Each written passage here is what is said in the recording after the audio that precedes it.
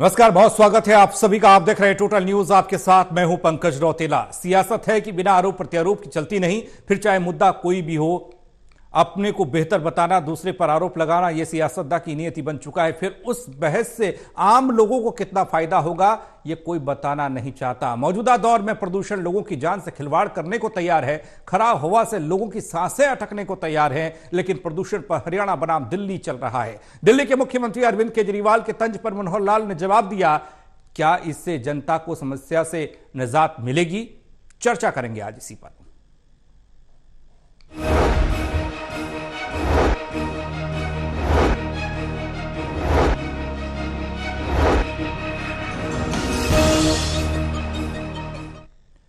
Social media पर प्रदूषण पर सियासी जंग चर्चा में। Devendra Kathuria associate editor Panipat, doctor Mahesh Kumar associate editor Hisar, Virendra Soni ji वरिष्ठ पत्रकार हमारे साथ होंगे। मुख्यमंत्री मनोहर लाल ने दिल्ली के सीएम अरविंद केजरीवाल पर तंज कसा, उन्हें एक्स पर उनके पोस्ट का जवाब दिया। लिखा, म्यारा धाकर हरियाणा हर योजना के क्रियान्वयन में पूरी तरह सक्षम है। दिल्ली में प्रदूषण की जिम्मेदारी लेते हुए नागरिकों की रक्षा कीजिए। पहले आप खबर देखिए। लो जी, हरियाणा, पंजाब और दिल्ली की सरकारों के बीच एक नया सियासी अध्याय शुरू हो गया है। दो पड़ोसी राज्यों के सीएम के बीच ट्विटर वार छिड़ गया है। ये हैं दिल्ली के सीएम अरविंद केजरीवाल और हरियाणा के सीएम मनोहर लाल। वैसे भी बीजेपी और अरविंद केजरीवाल की आम आदमी पार्टी में 36 का आंकड़ा है। हुआ यूं कि 2 दिन पहले हरियाणा के सीएम मनोहर लाल ने हरियाणा में सीएम तीर्थ यात्रा योजना की नई सौगात का ट्विटर पर गुणगान किया तो सीएम केजरीवाल ने तंज कस दिया। ये योजना तो सबसे पहले हमारी सरकार ने दिल्ली में शुरू की थी। खट्टर साहब, योजना को अमल में लाने में कोई दिक्कत आ जाए तो हमें बता देना, आपकी मदद कर देंगे। बाल मनोहर लाल के पाले में थी तो वो भी बोल पड़े, पहले दिल्ली के लोगों को प्रदूषण से तो बचा लो, फिर दूसरों को सलाह देना।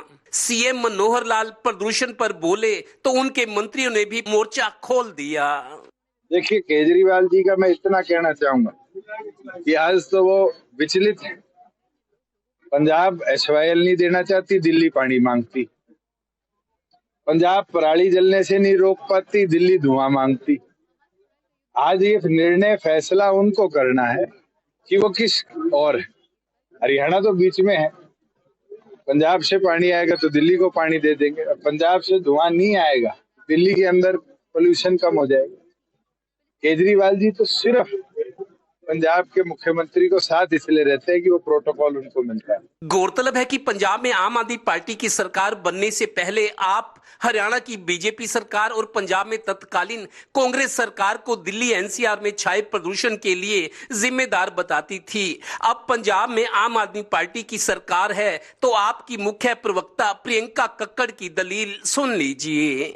जो पराली पंजाब में अभी जल रही है वो यहाँ से 500 किलोमीटर दूर है, और जो पराली हरियाणा में जल रही है वो यहाँ से करीब 100 किलोमीटर दूर है।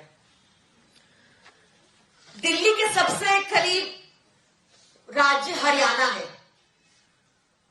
तो जरूरी है कि समीक्षा की जानी चाहिए कि 2014 से खट्टर सरकार ने प्रदूषण को लेकर हरियाणा में क्या स्टेप्स उठाए। यानी प्रदूषण पर हरियाणा और दिल्ली के सीएम के बीच छिड़ी ट्विटर जंग में दोनों पार्टियों के नेता भी कूद गए हैं।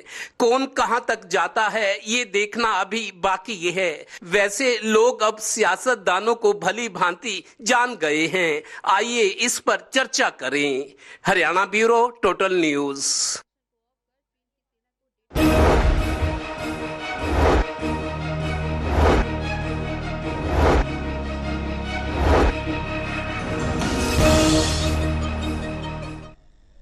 वैसे यह भी सच है कि ये प्रदूषण सिर्फ दिल्ली में नहीं है, राजधानी में नहीं है, एनसीआर के इलाकों में भी है और हरियाणा के कई जिलों में भी प्रदूषण का स्तर बढ़ता हुआ दिखाई दिया। AQI 400 के आसपास दर्ज हो रहा है। लेकिन उन सब के बावजूद सियासी शोर इस बात का है कि आपका प्रदूषण हमारा प्रदूषण, इस तरीके की बात हो रही है। क्या इससे हल निकलेगा, इस पर आज चर्चा करेंगे। देवेंद्र, सबसे पहले आपके पास आ रहा है, जिस तरीके से प्रदूषण से दम घुट रहा है आम लोगों का, लेकिन इस तरह की सियासत से, सियासी बयानों से हल निकलेगा या फिर जमीन पर कुछ करना होगा? देखिए पंकज, सबसे पहले तो हमें अपनी जिम्मेदारी समझनी होगी। हम दूसरों पर उंगली उठाएं उससे पहले देखें कि क्या हम ठीक हैं, क्या हमारी दलीलें दूसरों के गले उतरती हैं। एक चीज मैं बताता हूं, पिछले कई साल से जब भी दिल्ली एनसीआर में प्रदूषण बढ़ता है, दिल्ली वाले ज्यादा तकलीफ में होते हैं, क्योंकि दिल्ली देश की राजधानी है। सेंट्रल गवर्नमेंट की सारी सरकार बैठी है, सुप्रीम कोर्ट है, बड़े बड़े ब्यूरोक्रेट्स हैं, बड़े बड़े बिजनेसमैन हैं। दिल्ली से ही पूरे देश का व्यापार चलता है, तो शोर इसलिए ज्यादा होता है। दिल्ली में बड़े बड़े स्कूल हैं, हरियाणा के बच्चे या यूपी के बच्चे दिल्ली के स्कूलों में, कॉलेजों में पढ़ना जानते। तो दिल्ली एक वीवीआईपी कल्चर वाला शहर है, देश की राजधानी है। तो प्रदूषण जब बढ़ता है तो दिल्ली से शोर उठता है कि हरियाणा की तरफ से हुआ, पंजाब की तरफ से हुआ। अभी जो ताजा आंकड़े हैं, मीडिया रिपोर्ट्स बता रही है, 3 दिन पहले एक विश्लेषण वाली रिपोर्ट थी पंकज, मैंने खुद उसमें पढ़ा, हरियाणा में इस बार पराली जितनी पिछले सालों में जलती रही है, पिछले साल के मुकाबले कम जली है। पिछले साल के मुकाबले 1/4 या 1/5 ही जली है, मतलब काफी नियंत्रण किया हरियाणा सरकार ने, कोशिशें की हैं। किसान भी समझे हैं, किसान भी समझे कि हमारे बच्चों ने भी यहीं इसी धरती पर रहना है, हमारे बच्चे भी दिल्ली जाएंगे। दिल्ली एनसीआर की कुल आबादी 5.5-6 करोड़ है, दिल्ली शहर को मिला दें और आसपास हरियाणा के 22 में से 14 जिले दिल्ली एनसीआर में आते हैं। एक चीज गौर करने लायक यह भी है कि उत्तर प्रदेश के बहुत सारे जिले दिल्ली से सटे हुए हैं। आपको बता दूं, शामली, मुजफ्फरनगर, बड़ौत, मेरठ, सहारनपुर, हापुड़, गाजियाबाद, मोदी नगर, ये सारे जिले हैं। लेकिन हमें एक चीज समझ नहीं आती, क्या वहां पराली का, क्योंकि फसल तो वहां भी होती है, धान की भी होती है, गन्ने की भी काफी फसल होती है, अगर वहां पराली या अवशेष जलाए जाते हैं तो यूपी की तरफ से कोई इस तरह पर यूपी का आरोप नहीं लगता कि यूपी की वजह से दिल्ली में प्रदूषण बढ़ा है। हालांकि हरियाणा के अगर 14 जिले दिल्ली एनसीआर में, तो यूपी के भी बहुत सारे जिले दिल्ली से सटे हुए हैं, लेकिन उत्तर प्रदेश पर कभी आरोप नहीं लगता। इसका मतलब यह है कि वहां वेस्ट मैनेजमेंट सिस्टम अच्छा है, वहां की सरकार गंभीरता से काम करती है और अभी तक इस तरह के तीखे आरोपों से बची हुई है। रही हरियाणा की बात, हरियाणा में इस बार पराली कम जली है, मुख्यमंत्री और सरकार में बैठे लोग भी कहते हैं। दूसरा, पानीपत रिफाइनरी में एक नया प्लांट लगा है जो एथनॉल बनाता है, फसल के अवशेषों को प्रयोग में लाकर उनको एक रॉ मटेरियल के तौर पर यूज करके एथनॉल बनाने की हुआ है। तो पराली को पानीपत रिफाइनरी खरीदी, एशिया में सबसे बड़ा इस तरह का प्लांट है। रही पंजाब की बात, पंजाब यहां से दूर है, जैसे आम आदमी पार्टी की मुख्य प्रवक्ता प्रियंका कक्कड़ कह रही है कि पंजाब तो 500 किलोमीटर दूर है, लेकिन इस सीजन की बात करें तो पंजाब में इस बार पराली जली है, पहले जितनी जली है और शायद पहले से ज्यादा भी कुछ जिलों में जली है। शायद किसान नाराज है, मेरे को लगता है सरकारों से किसान नाराज हैं, उनको लगता है कि हमारी बात नहीं सुनी जा रही, तो वो भी मनमानी कर रहे हैं और कई जगह तो अफसरों को बंधक भी बनाया गया। पंजाब की बात बता रहा हूं, पंजाब में पराली इस बार जली है, लेकिन चूंकि वहां आम आदमी पार्टी की सरकार है, लेकिन आम आदमी पार्टी पंजाब की सरकार को दोष देने के बजाय हरियाणा को दोष दे रहा है कि आपकी वजह से, जबकि आंकड़े बताते हैं कि हरियाणा में पराली इस बार कम जली और प्रबंधन बेहतर रहा है। तो अभी ये तो बात वही हुई कि मेरी कमीज तेरी कमीज से सफेद कैसे, आरोप प्रत्यारोप। जी, दिल्ली एनसीआर का इलाका 14 जिले, उन जिलों में भी ग्रैब 4 लागू हुआ है, वो जिले भी प्रभावित हुए हैं, उन जिलों में भी कामकाज होता है, वहां पे भी लोग दिक्कत में हैं। एक तरफ प्रदूषण की मार, दूसरी तरफ कामकाज पर असर पड़ना, मतलब दोहरी मार लोगों पर पड़ती हुई दिखाई दे रही है। बड़ी बात यही है कि प्रदूषण से निजात पानी है, सभी को प्रदूषण से दूर रहना है, क्योंकि दम घुट रहा है, खासकर बुजुर्ग बच्चे ज्यादा प्रभावित हो रहे हैं, सांस की बीमारी वाले लोग ज्यादा प्रभावित हो रहे हैं। लेकिन उससे इतर सियासत में एक अलग तरह की बहस चल रही है। वो बहस है प्रदूषण को जन्म कैसे मिल रहा है, कहां से मिल रहा है, कितना मिल रहा है और किसके हिस्से में कितना प्रदूषण है।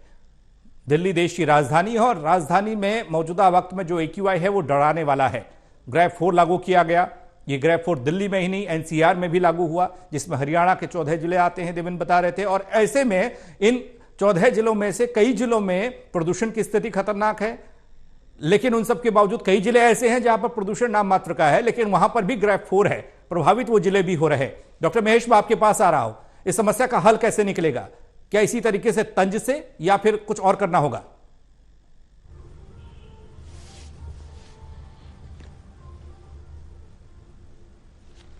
देखिए, साथ और से मैं ये बात कह सकता हूं कि दिल्ली बेहाल नजर आ रही है पोल्यूशन की वजह से, और ये पोल्यूशन दिल्ली का अपना है। दरअसल इतना ज्यादा ट्रैफिक दिल्ली की सड़कों पर बना रहता है लगातार, और प्राकृतिक कारणों से भी अब जो पोल्यूशन है ऊपर नहीं जा पाता, हवाएं गर्म नहीं है, इस वजह से ऊपर नहीं उठती है। सबसे ज्यादा अगर कोई जिम्मेदार नजर आ रहा है तो दिल्ली के प्रदूषण के लिए दिल्ली का ट्रैफिक इस वक्त नजर आ रहा है। दिल्ली में जो प्रदूषण के दूसरे कारक है वो भी पूरी तरह असरदार नजर आ रहे हैं। जिक्र हरियाणा का होता है तो बिल्कुल ठीक बात है कि दिल्ली को तीन तरफ से अगर हरियाणा घेरे हुए तो हरियाणा का प्रदूषण भी दिल्ली पर कम या ज्यादा असर जरूर करता होगा। अब जहां तक पराली जलाने की बात है, पराली जलाने की घटनाएं साल दर साल लगातार हरियाणा में घटती हुई नजर आ रही हैं, और इसकी सबसे बड़ी वजह है टेक्निकल सर्वेलेंस।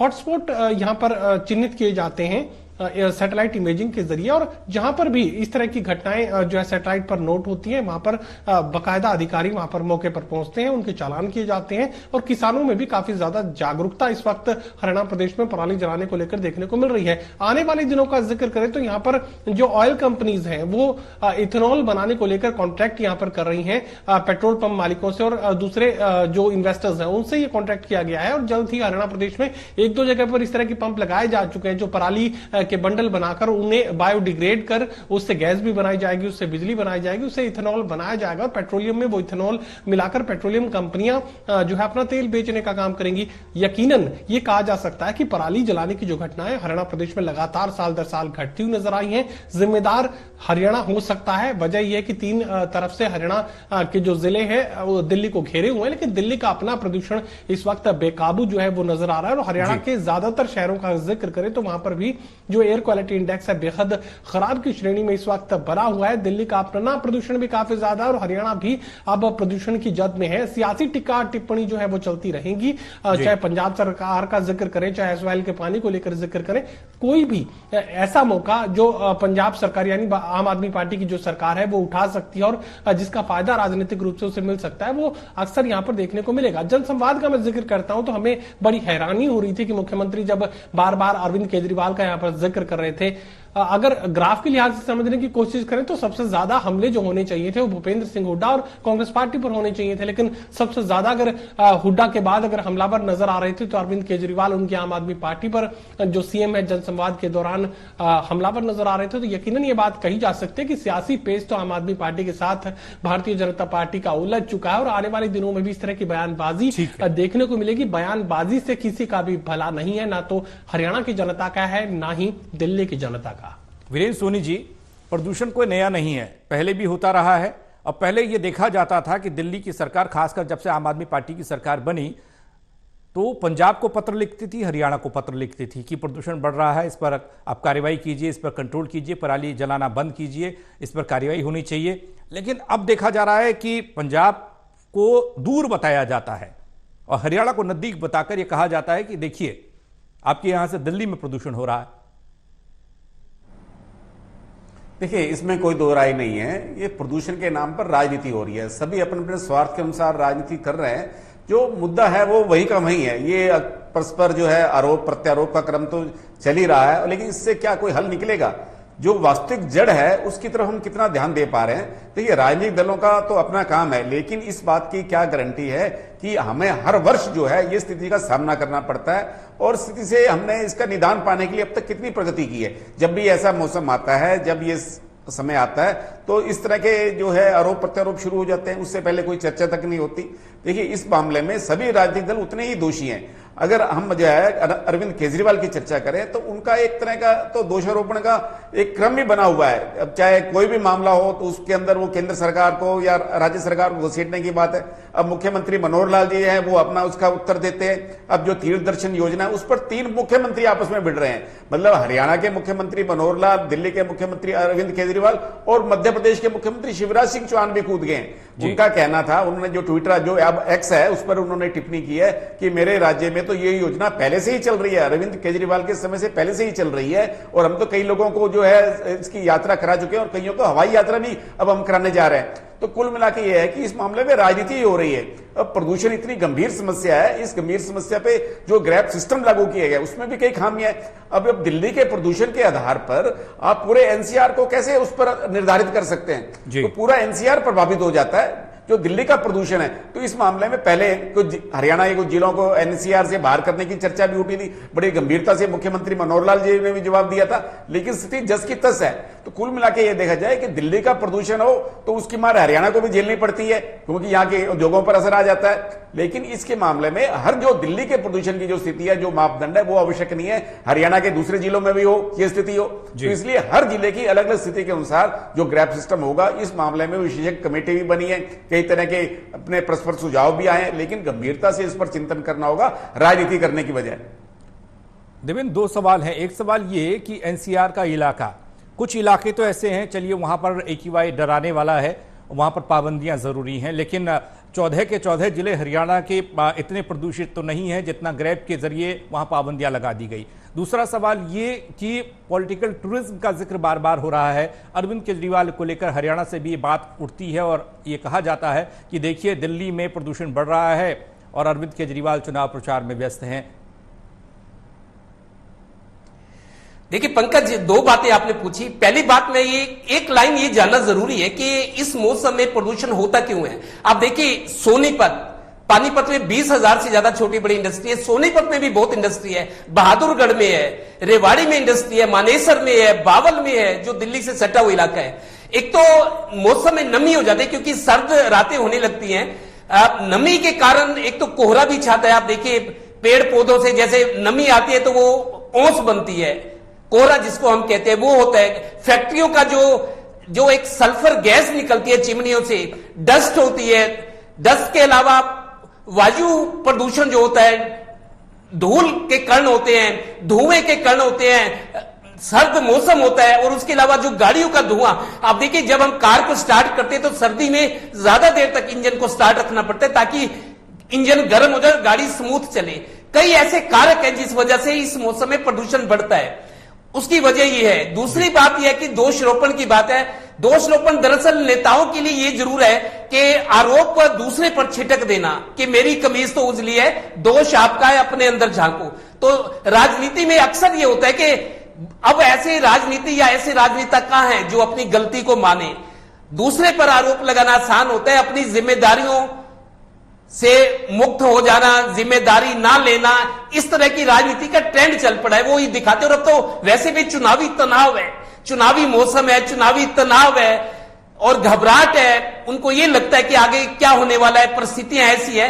बीजेपी में भी घबराहट है, कांग्रेस में भी घबराहट है कि 10-15 साल की मेहनत पर पानी ना फिर जाए। बाकी जो क्षेत्रीय पार्टी है, जेजेपी की बात करें, आम आदमी पार्टी की बात करें, जो छोटी पार्टियां हैं, ये चुनावी बुखार और चुनावी तनाव है जिस वजह से आप अपने को स्वच्छ और निर्मल दिखाने की नेता लोग कोशिश करें, लेकिन जनता अब सब कुछ जानती है।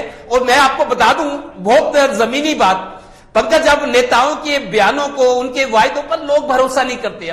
अब लोग जानते हैं कि नेताओं की चरित्र या उनका चाल चलन कैसा है, वो जो वायदे करते हैं जनता मतलब अक चुकी है। लोग अपने तौर पर अब फैसला करते हैं और अपने तौर पर जो सही सोच रखते हैं उनको लगता है सही है।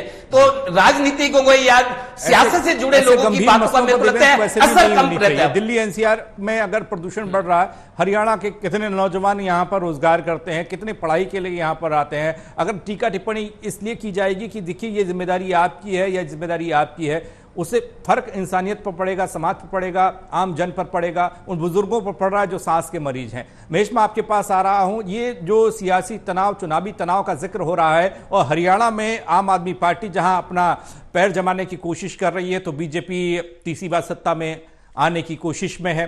तो ऐसे में क्या ये तकरार को इस तरीके से भी देखा जा सकता है, इस तनाव को, कि ज्यादा बयानबाजी हो रही है?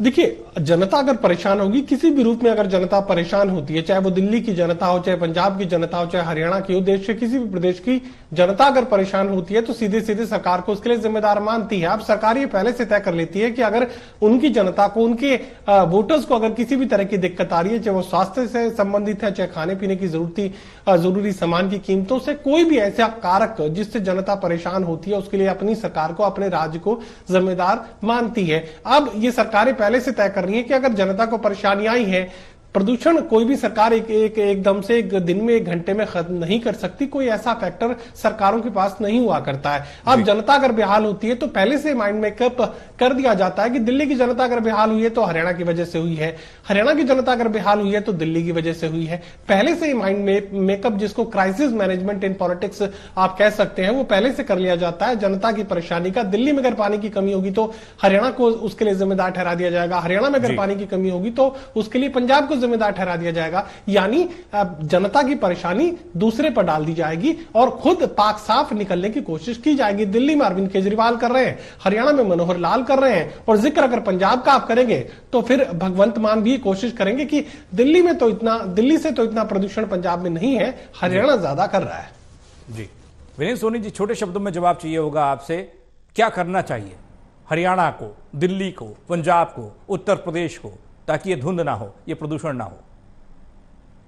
देखिए, पराली के खिलाफ तो अभियान चल ही रहा है। अब इस मामले में कुछ और भी हम जागरूकता शुरू की गई है, लेकिन इसको अभियान को और गति देने की आवश्यकता है। मैं एक बात कहूंगा, मान लीजिए, कल्पना कीजिए, 1 मिनट के लिए कल्पना कर लीजिए कि अगर दिल्ली और पंजाब की तरह भी हरियाणा में आम आदमी पार्टी की सरकार होती तो क्या अरविंद केजरीवाल जी भी इस तरह का आरोप लगाते? तो कुल मिला के लोग मानते हैं, इस बात को समझते हैं, ये सब उत्तर प्रदेश बचा है और इसका कोई लोग गंभीरता, और लोगों को कोई प्रेरित इस बात से नहीं किया जा सकता कि लोग इसके पीछे किसकी क्या मंशा है। यह बात अवश्य है कि इस समस्या के स्थायी समाधान के लिए जो विशेषज्ञ कमेटियां बनी है उनकी रिपोर्ट को लागू किया जाए और ग्रैब सिस्टम जो बना हुआ है उस पर नए सिरे से विचार करने की आवश्यकता है। चलिए, विचार होगा, सियासत विचार करे, बयानों से फुर्सत मिले तो उसके बाद विचार भी किए जाए, विमर्श भी हो, एक साथ बैठकर टेबल टॉक भी हो और उससे समस्याओं के समाधान के बारे में सोचा जाए। बहुत शुक्रिया आपका हमारे साथ जुड़ने के लिए, इस पर बात करने के लिए, क्योंकि चौतरफा मौजूदा वक्त में प्रदूषण पर ही बात हो रही है।